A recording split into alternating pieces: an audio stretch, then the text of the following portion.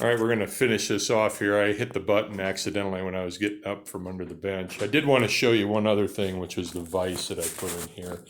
I just finished this tonight before I did the video, but this is a 9-inch vise right there, a quick release vise. There's a quick release button right down here so that you can just pull the vise out quickly right there. I still have to screw this. I don't have any screws at home that are small enough that screws in from the back of the vise into the liner right there.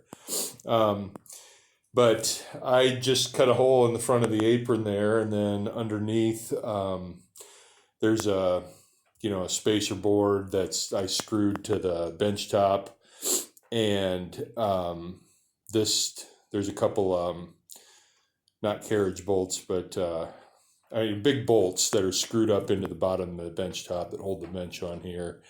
And then there's two screw holes right here that screw the bench into the bench top, and the bench kind of works against itself when you do that.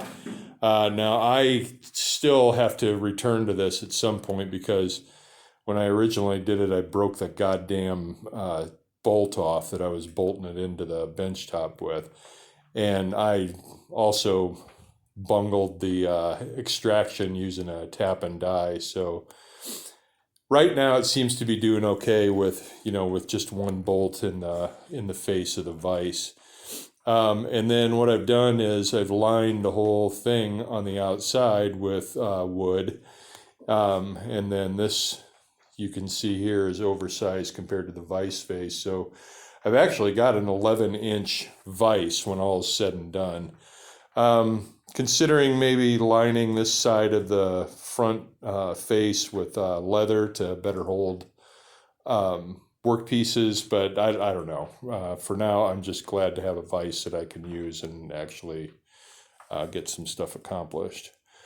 So the only other thing that I need to do is it does need a finish on it.